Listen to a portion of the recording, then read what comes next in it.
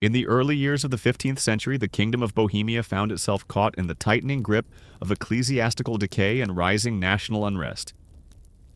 Located at the heart of the Holy Roman Empire, Bohemia was nominally Catholic, yet underneath the surface dissatisfaction with the Church had been simmering for decades.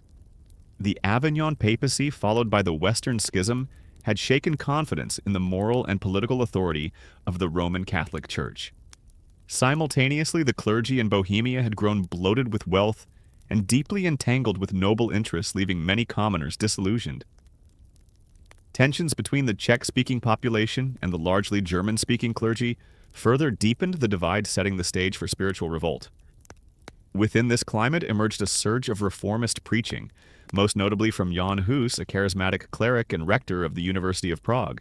Hus's sermons, delivered in Czech and charged with fiery denunciations of indulgences, simony, and clerical hypocrisy, struck a chord with the populace. While Hus never outright denied church authority, his advocacy of returning to the Scriptures as the ultimate authority, a position influenced by the English theologian John Wycliffe, alarmed church officials. His ideas would eventually draw a formal condemnation, but not before they had gained significant traction across Bohemia. Universities, particularly in Prague, became fertile ground for these reformist ideas. Academic debates were no longer abstract theological exercises. They now carried the weight of potential rebellion. The university itself became split along ethnic and ideological lines, culminating in the Decree of Kutná Hora in 1409, which gave Czech masters voting dominance over their German counterparts. The German faculty departed en masse, weakening Catholic Orthodoxy's institutional stronghold and emboldening the reformist Czech faction. Amid this intellectual revolution, society at large was changing. Literacy was on the rise, especially among the merchant and artisan classes. Religious texts were increasingly copied and circulated in Czech rather than Latin, and public sermons were evolving into platforms of proto-national identity. The urban population of Prague, in particular, began to see itself as not just Bohemian, but spiritually distinct from the Rome-centered church that many now viewed as corrupt and foreign. This atmosphere bred a new kind of thinker, one willing to risk confrontation with both ecclesiastical authority and imperial power. Jerome of Prague was one such figure. Though overshadowed in history by his more famous ally, Jan Hus, Jerome played an equally provocative role in the reformist movement. He would eventually become a lightning rod in the battle between conciliar orthodoxy and radical conscience. The wider geopolitical context added urgency to the crisis. The papacy, still divided at the time between rival claimants, was desperate to restore its legitimacy. King Sigismund of Hungary, soon to become Holy Roman Emperor, sought to unify Christendom and reassert papal authority, not only to restore religious unity but to secure his own political ambitions. To achieve this, he convened the Council of Constance in 1414, a massive ecclesiastical summit tasked with ending the papal schism, rooting out heresy, and reinforcing ecclesiastical discipline. Constance became a magnet for the most pressing religious disputes of the time, and Bohemian reformers were squarely in the council's crosshairs. The council's invitation to Jan Hus under a promise of safe conduct was viewed with skepticism by many in Bohemia. They feared correctly, as it would turn out that Rome's promise was hollow. Yet Hus went anyway, hoping to defend his teachings in open debate. His arrest shortly after his arrival at Constance sent shockwaves across Bohemia. Protest erupted in Prague. The Czech nobility penned letters of condemnation. But the church remained firm. To the council, suppressing heresy was a duty that overrode diplomatic courtesy. Back in Bohemia, the arrest of Hus radicalized reformers and heightened tensions with German-speaking authorities. It was no longer just about theological divergence. It was now a matter of national defiance. Jerome, who had long admired Hus and shared his reformist views, would not remain on the sidelines for long. Against all counsel, he resolved to travel to Constance to advocate for his friend and confront the council that had betrayed its word. This decision would ultimately lead Jerome into the heart of a system that viewed him not as a philosopher, but as a danger. Unlike Hus, who maintained a moderate tone and tried to reconcile reform with church unity, Jerome was more openly defiant. He had no clerical position to protect, no official standing that might shield him. What he had was a sharp intellect, rhetorical skill, and a fervent belief that truth stood above church decrees.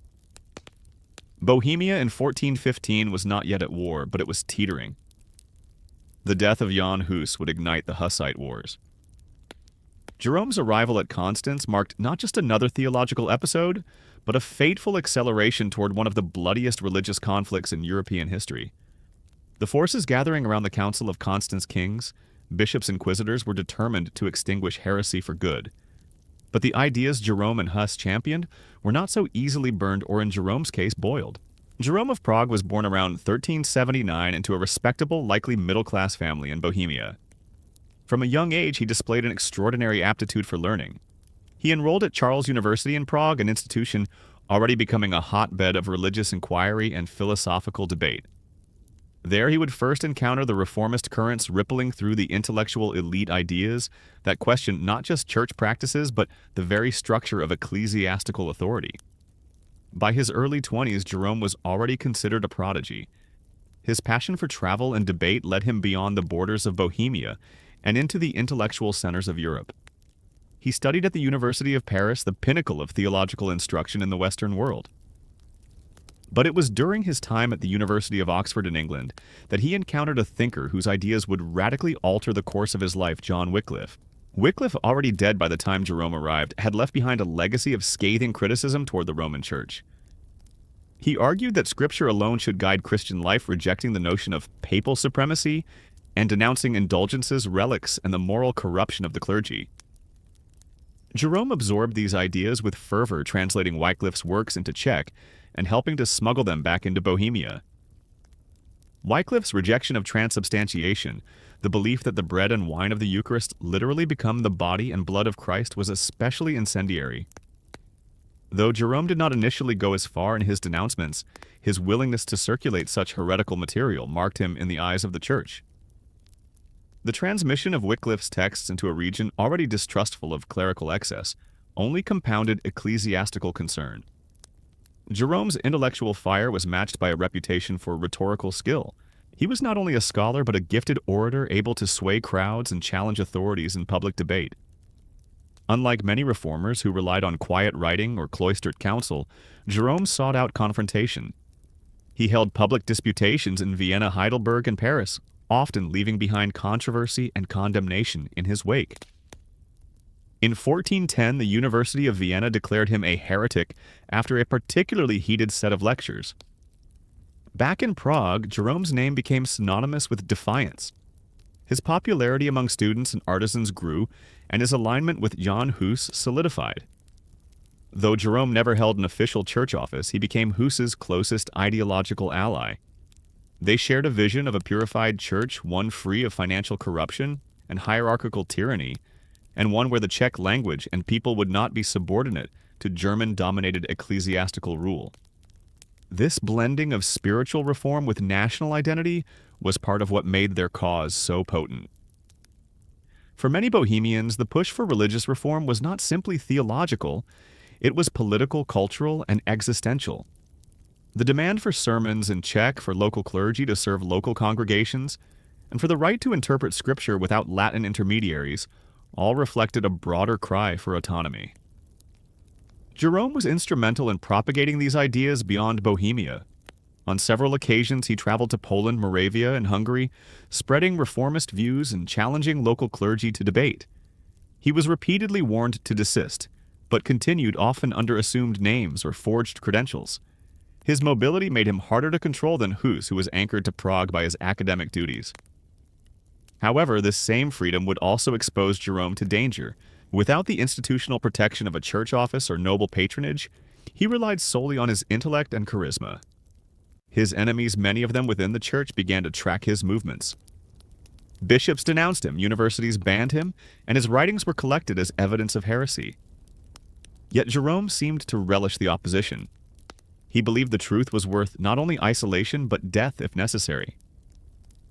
In private correspondence, Jerome expressed doubts about how far reform should go, but he never questioned the necessity of confronting the church's abuses.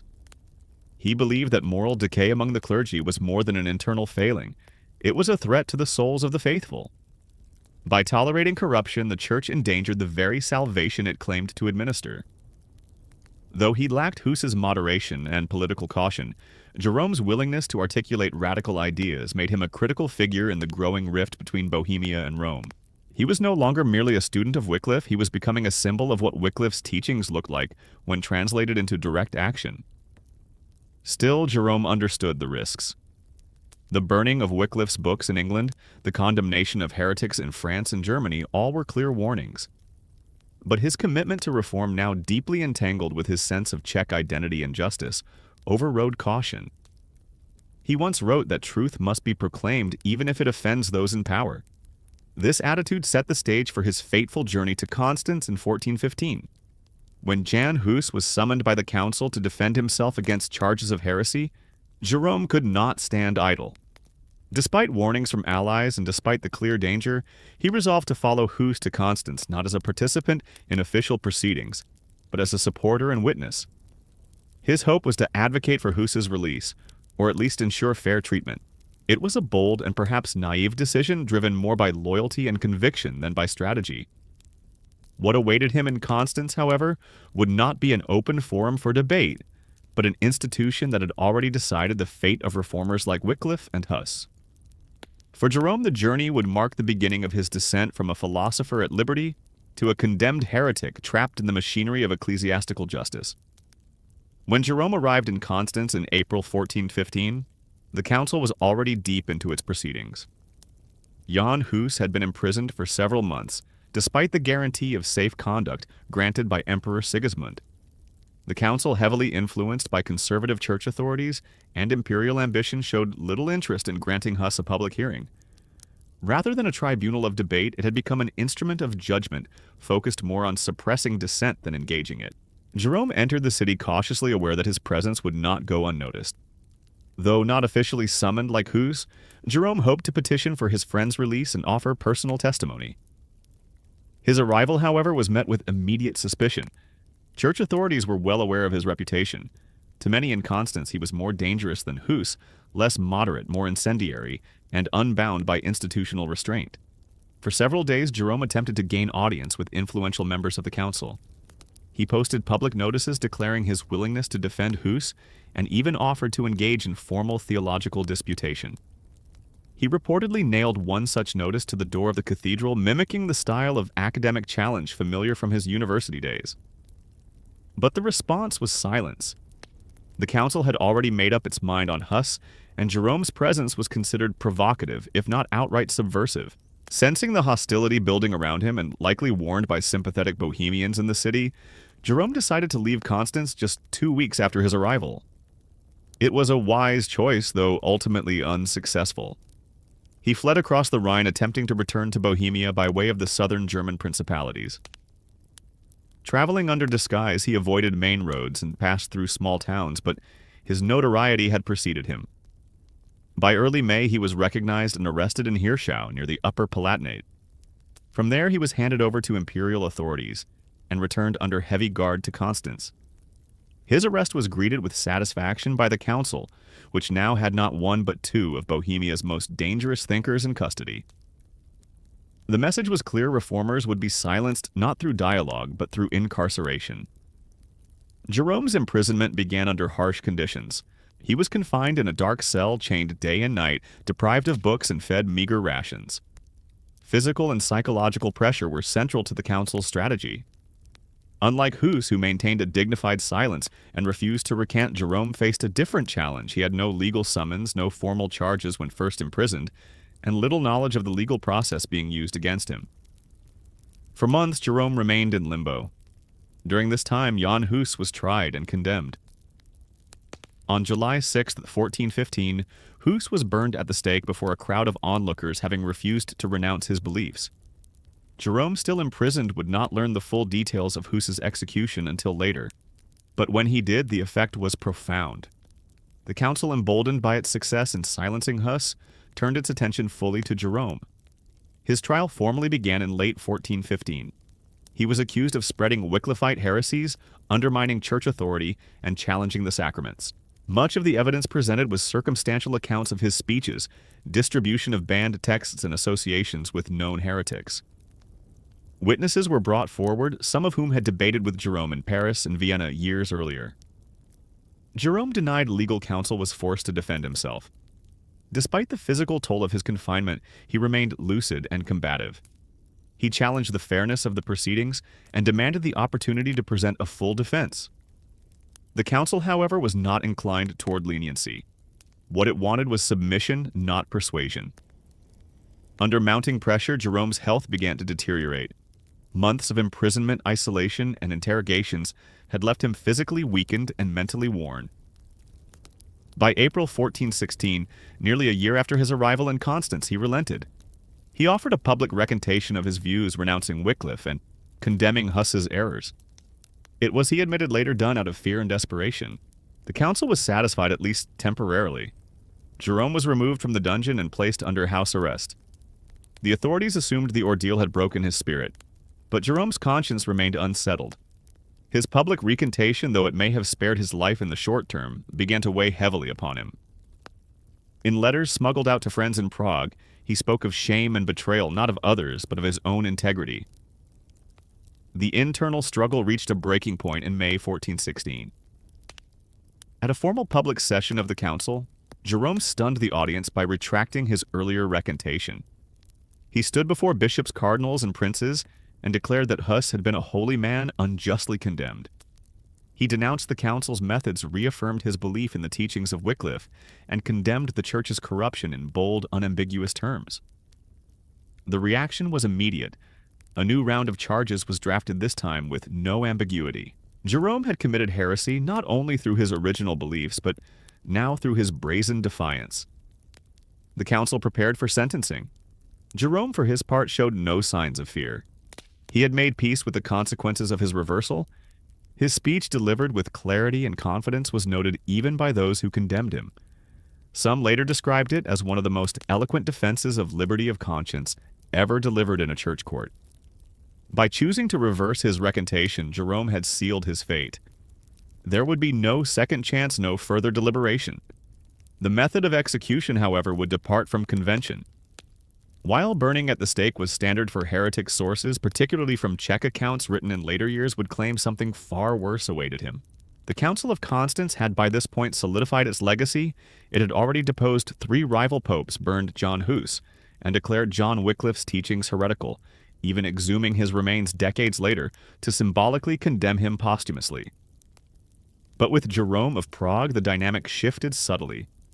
He had once recanted, submitted under duress, and then reversed course in an act of unflinching defiance. This arc from resistance to submission and then back again to open rebellion made him more than a heretic. It made him a martyr in the making. In late May 1416, Jerome was brought before the full council in Constance for what would be his final public hearing. The setting was emblematic of church authority, rows of bishops and cardinals, imperial officials and university theologians seated in solemn formation. At the center stood a single man, shackled, gaunt from imprisonment, but intellectually sharp. What followed was not a defense in the legal sense, but a philosophical and moral indictment of the council itself. Jerome acknowledged his earlier submission and openly repented it, calling it a sin against truth. He declared Hus to be a just and holy man whose death was not justice but murder. He returned to the core principles he had long espoused, that the scriptures should be the ultimate authority, not clerical hierarchy, that indulgences and simony were perversions of faith, and that no institution, however ancient, had the right to extinguish truth by violence. Witnesses reported that his voice, though weakened by confinement, carried through the chamber. He invoked Socrates, who had chosen death, rather than recanting his philosophical convictions. Jerome likened himself to that legacy of martyrdom, declaring that he would rather die 1,000 deaths than betray what he now believed to be eternal truths. Some clerics in the audience were said to be visibly shaken, not by the heresy of his words, but by their conviction. But rhetoric would not save him. His fate had been decided. On May 30th, 1416, Jerome was formally condemned as an obstinate heretic. The sentence was death. The execution of heretics at the stake was by now a grim tradition, a public spectacle intended not only to eliminate dissent, but to deter it. Yet, as with many high-profile punishments in medieval Europe, the methods could vary. Some chroniclers, particularly Czech sources hostile to the council, claimed that Jerome was subjected to a punishment even more brutal than fire execution by boiling. though canonical Catholic sources remain silent or ambiguous. On this point, the consistency of Bohemian accounts merits attention. According to these accounts, Jerome was stripped of his garments and lowered into a large iron cauldron filled with water, which was then gradually heated beneath him. The intent was not immediate death, but maximum suffering. The choice of method, if accurate, was symbolic. Fire was the element of purification used in most heretic burnings. Boiling, however, was rare and reserved for those whose crimes were seen as both moral and political, a lingering death without spiritual symbolism. Historians remain divided on the veracity of these claims. Some argue that the image of boiling was a later Czech embellishment crafted to underline the council's cruelty and Jerome's martyrdom. Others suggest that a localized executioner, perhaps influenced by imperial rather than purely ecclesiastical punishment codes, may have implemented a method designed to terrorize witnesses. What is not disputed is the severity of Jerome's final moments. Witnesses reported that Jerome sang hymns as he was led to his death. One account describes him reciting the Apostles' Creed and Psalm 51, a traditional plea for divine mercy. When the flames, or perhaps the rising steam depending on the account, began to consume him, Jerome refused to cry out. He raised his hands toward the heavens and was heard praying for the people of Bohemia. His final words, if they were as recorded, are striking in their clarity. "This soul I give to thee, O Lord." For those present, the execution had mixed effects. Some saw it as justice served the firm hand of the church restoring order. Others, particularly observers from Bohemia and sympathetic theologians, left deeply disturbed. Jerome had not only refused to recant, but had done so with eloquence, poise, and conviction. His death, like that of Hus, was intended to extinguish reformist ideology. In reality, it ensured its spread. The use of an extraordinary execution method, if true, also backfired. Boiling alive was considered excessive even by medieval standards. By killing Jerome in this fashion, the council may have inadvertently transformed a radical preacher into a martyr of conscience. In Bohemia, news of Jerome's death quickly reached Prague, where public mourning turned into outrage. The execution of Jerome occurred just 11 months after Hus's own burning. For the reform movement in Bohemia, the deaths were not isolated tragedies, but twin flashpoints in a larger confrontation. Nobles who had remained cautious now took sides more openly. The lower clergy began preaching more radical sermons. Artisans and students took to the streets. The reform movement, which had once sought peaceful correction within the church, now began to tilt toward confrontation. As for the Council of Constance, it declared victory. 2 heretics had been eliminated. Order, it believed, had been restored, but the seeds of rebellion had been deeply sown. Jerome's final speech, smuggled out in fragments by sympathetic attendees, circulated widely. His execution became a subject of clandestine poems, prayers, and protest letters, not just in Bohemia, but in Poland, Moravia, and beyond. Whether Jerome was boiled alive or burned like Hus remains a point of contention.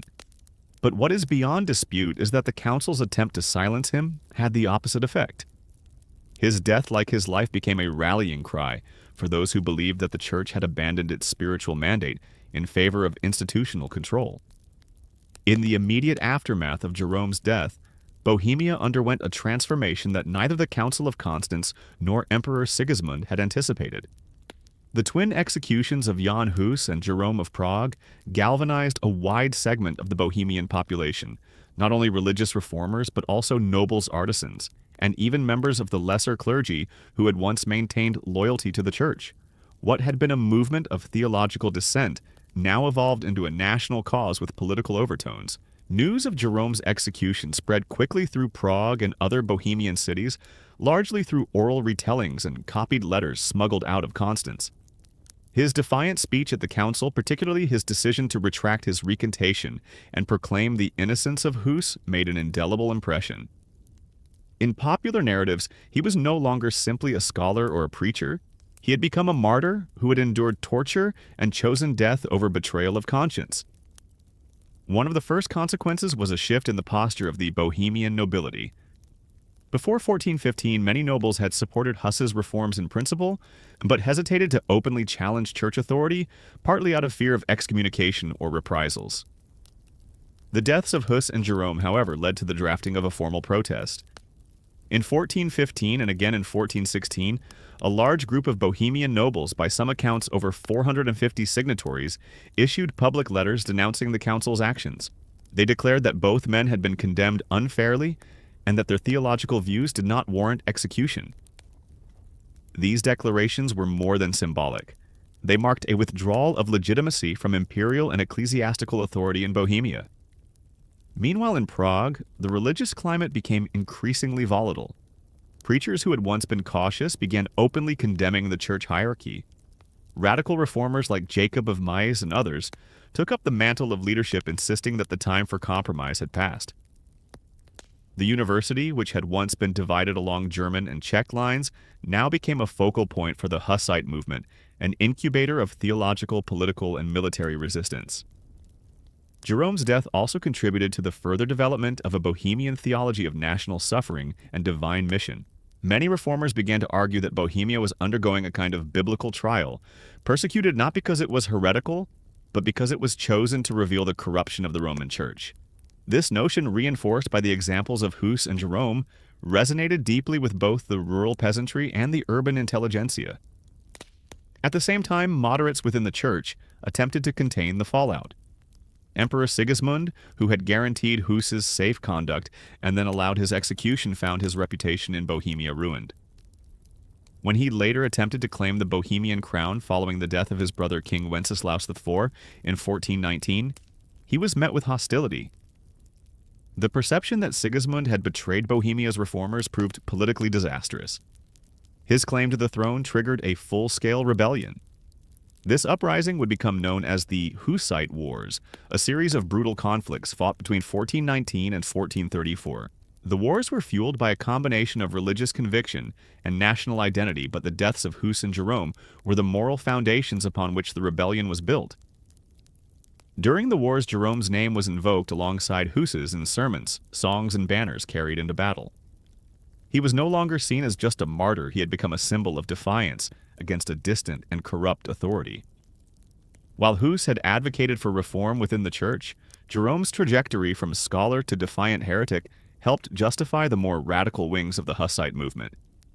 Groups like the Taborites, who rejected church hierarchy entirely and called for sweeping societal reforms, looked to Jerome's final speech as a validation of their uncompromising stance.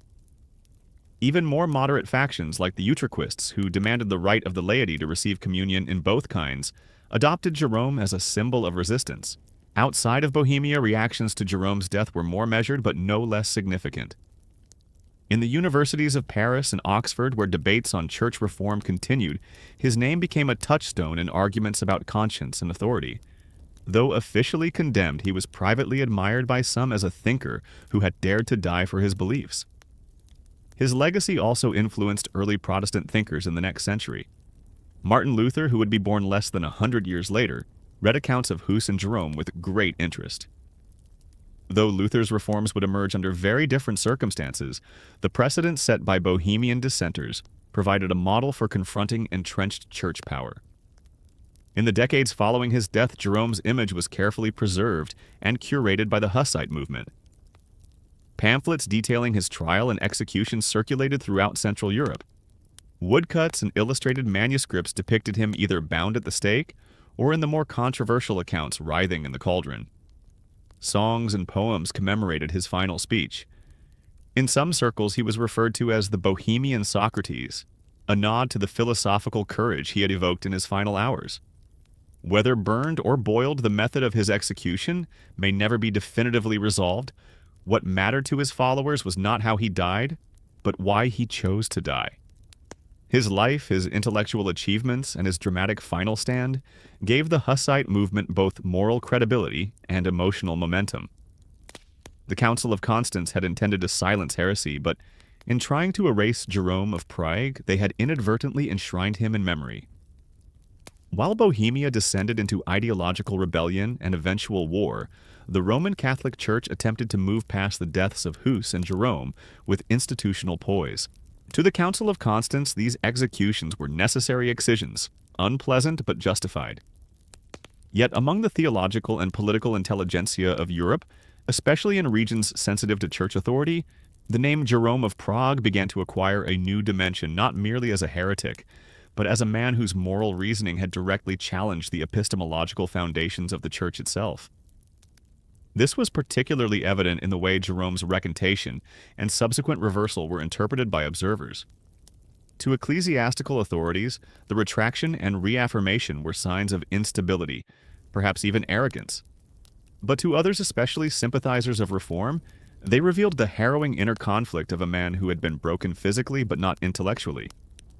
He had initially capitulated under duress, only to later reclaim his beliefs with clarity and courage even as death loomed.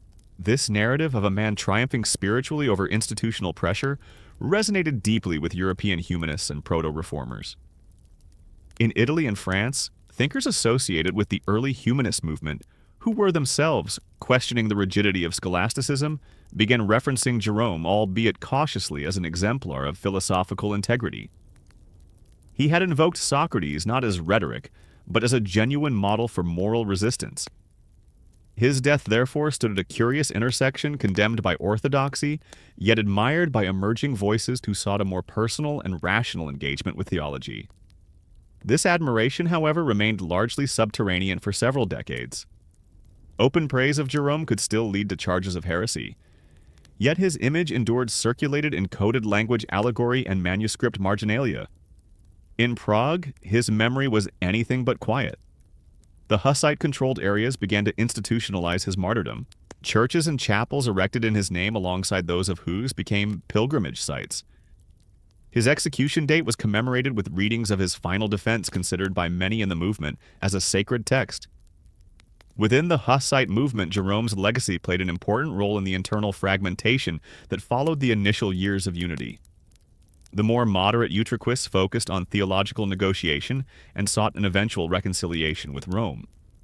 The more militant Taborites, however, drew on Jerome's final defiance to justify their apocalyptic vision that the corrupt church must be swept away entirely. For them, Jerome represented not only doctrinal reform, but total confrontation. This divergence grew sharper as the Hussite Wars progressed. When radical factions began implementing communal ownership of property-abolishing church hierarchy within their territories and practicing austere moral codes, they did so under banners bearing both Hus's chalice and the name of Jerome. Yet it is worth noting that Jerome himself was not a social revolutionary. He had not advocated theocratic rule or political upheaval. His rebellion had been fundamentally one of conscience. Despite this, his posthumous image became increasingly politicized. Hussite commanders used his name to rally troops. His speeches were paraphrased in military sermons. And as successive crusades were launched by the Church to crush the Hussite movement, Jerome became part of a broader narrative of Bohemian exceptionalism, the belief that their land had been chosen to reveal the failings of Rome. Outside Bohemia, Jerome's reputation continued to evolve, often mirroring local sentiments about reform.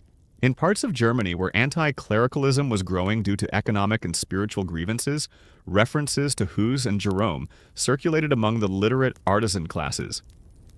In England, the Lollard movement Wycliffe's spiritual descendants drew explicit parallels between their own persecution and that of the Bohemian martyrs.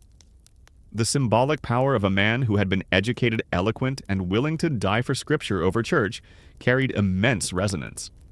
However, this admiration was not universal. Among conservative theologians, Jerome remained a cautionary tale.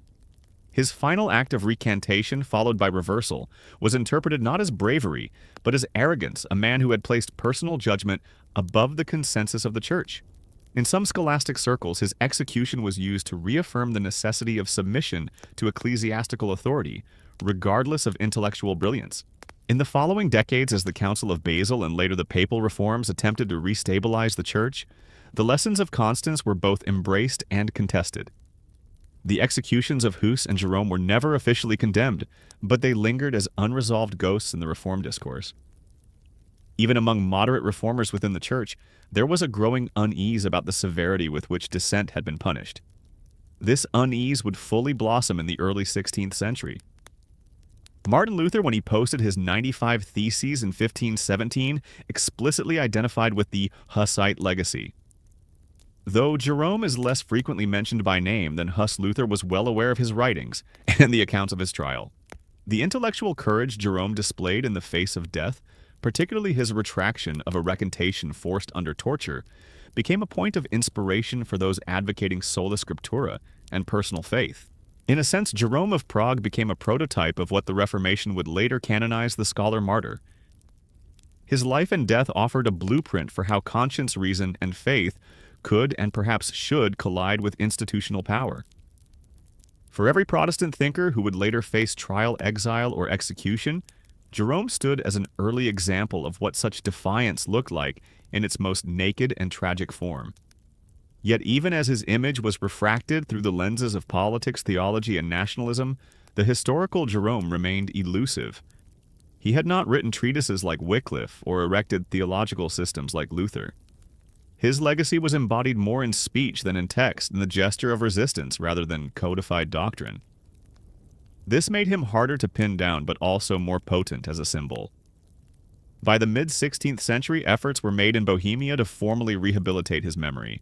Local synods, particularly those under Hussite or later Utraquist influence, celebrated his martyrdom as part of a broader national religious tradition.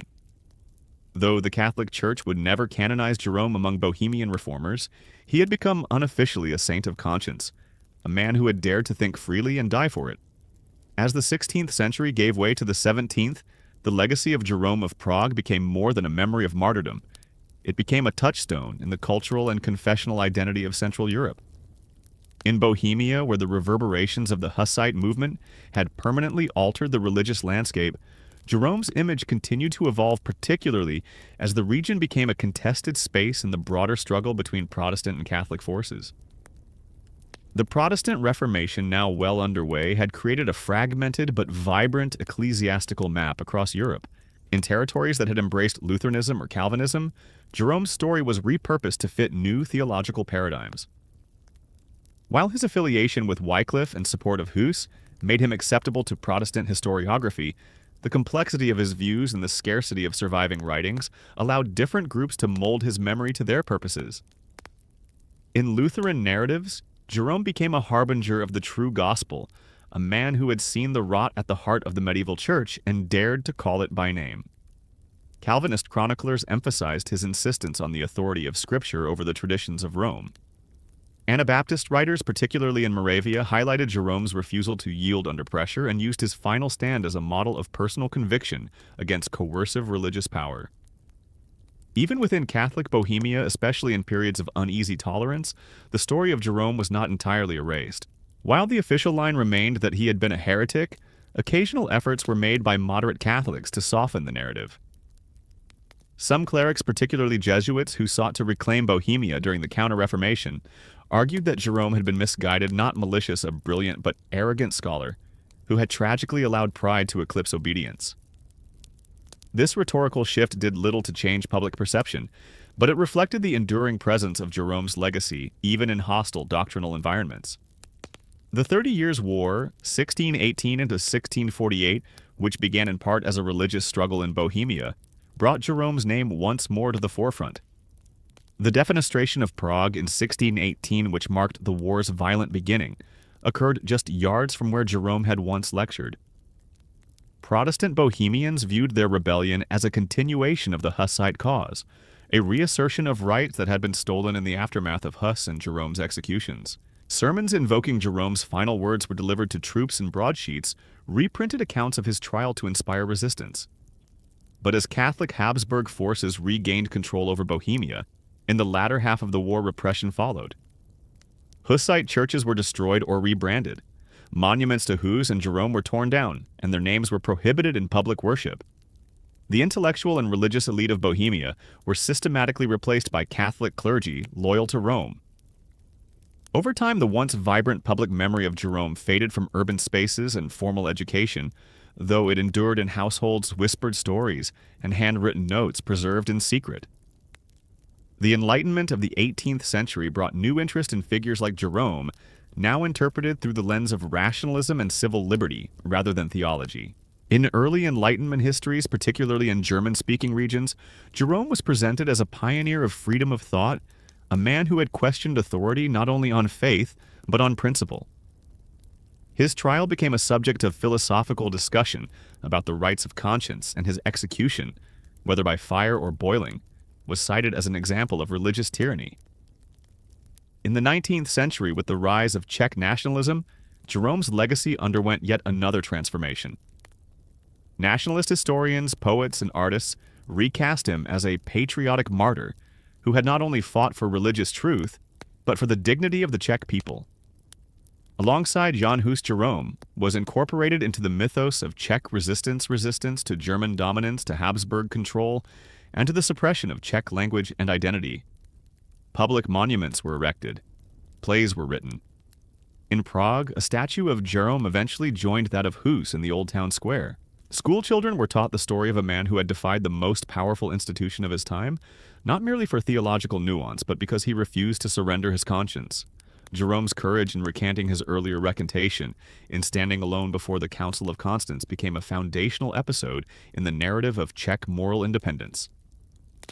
By the 20th century, historians began to treat Jerome with more scholarly caution. As archival research deepened and access to primary sources improved, a more complex portrait emerged. He was not the fiery radical that later Taborites had imagined, nor merely the philosophical martyr of Enlightenment fables.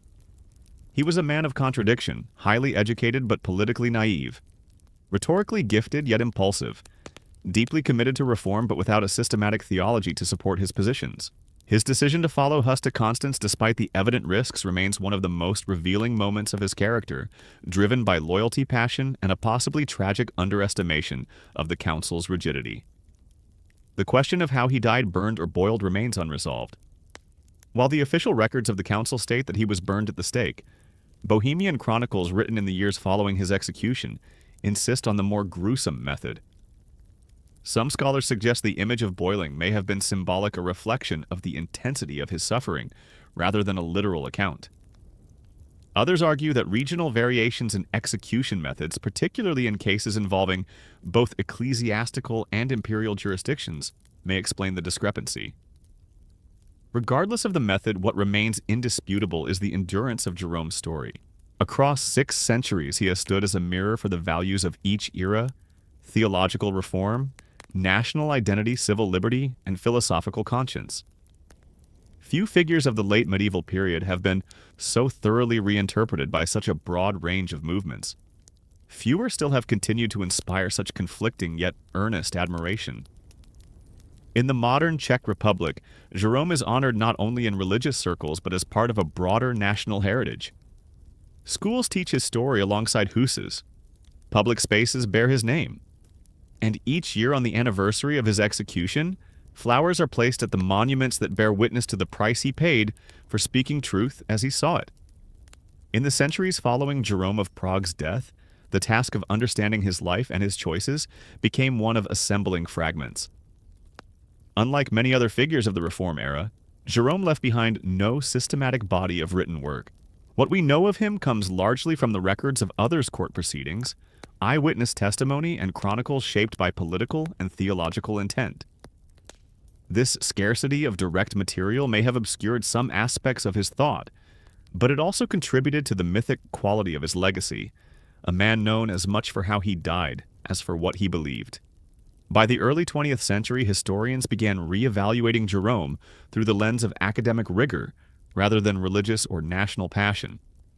With access to documents from the Council of Constance and comparative analysis of conflicting accounts, scholars sought to separate the man from the martyr. A more nuanced image emerged Jerome as a scholar of considerable brilliance, a skilled debater, and a man whose courage in the face of death was tempered by a complex personal journey, one that included fear, doubt, and ultimately resolution. His trajectory from outspoken reformer to captive and coerced recanter, and finally to defiant martyr, offers a case study in moral integrity under pressure. Jerome's moment of recantation, far from undermining his legacy, now appears as an essential part of it. That he initially capitulated only to later reclaim his position in full public view adds dimension to his character. He was not born a hero. He became one in struggle. In religious studies, Jerome's story is often cited in discussions of ecclesiastical dissent and the development of conscience as a theological and philosophical category. His speeches before the council particularly His final address have been translated and studied in seminars on church history, rhetoric, and moral philosophy. His invocation of classical figures like Socrates shows how deeply Renaissance humanism and scholastic thought had intertwined in his thinking, and how he embodied the intellectual crosscurrents of his time. In legal and political theory, Jerome is occasionally referenced in discussions of procedural justice. His imprisonment without formal charges for nearly a year, the coercive nature of his interrogation, and the predetermined verdict handed down by a politically entangled council are viewed as early examples of how religious institutions exercised power with limited accountability. These events remain useful reminders of the dangers inherent when doctrine becomes law and dissent becomes treason. In modern historical memory, particularly in post-communist Central Europe, Jerome has found new relevance. His name appears in discussions about the role of the individual in resisting authoritarian power. School curriculums in the Czech Republic emphasize not only his resistance to the medieval church, but also the broader implications of his moral courage. Cultural institutions hold lectures and exhibitions on his life, positioning him as one of the early voices in the long tradition of European human rights discourse.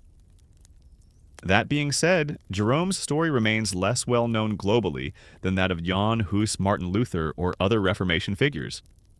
This is perhaps due to the lack of written theology or the overshadowing effect of Hus's earlier martyrdom. Yet among scholars and within Bohemian history, Jerome occupies a unique position, a man who fused the intellectual restlessness of a philosopher with the unwavering conviction of a dissenter. The tension between those two roles, philosopher and martyr, continues to animate discussion about him today. Would Jerome have preferred to live to continue debating, traveling, and persuading? Almost certainly. But when faced with a choice between comfort through submission and pain through principle, he ultimately chose the latter.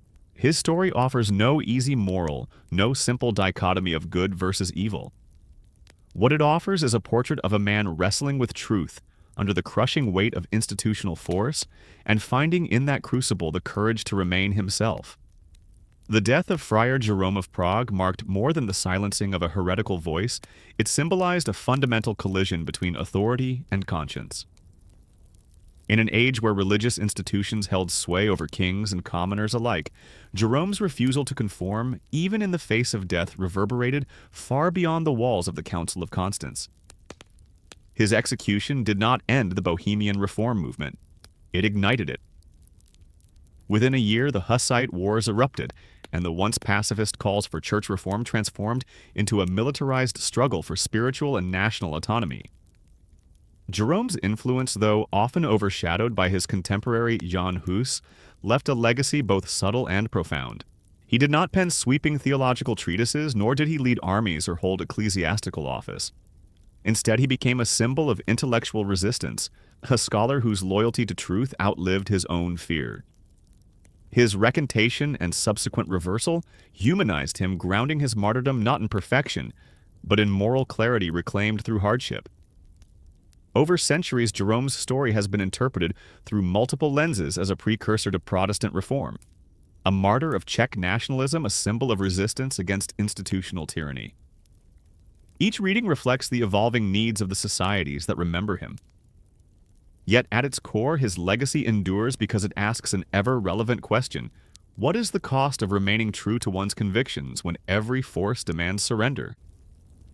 Today, the statue of Jerome stands in Prague, not only as a monument to a man burned or boiled alive, but as a silent testament to the enduring power of principled dissent. His voice, preserved in fragments of court records and remembered in the hearts of generations, continues to challenge the boundaries of faith, reason, and courage.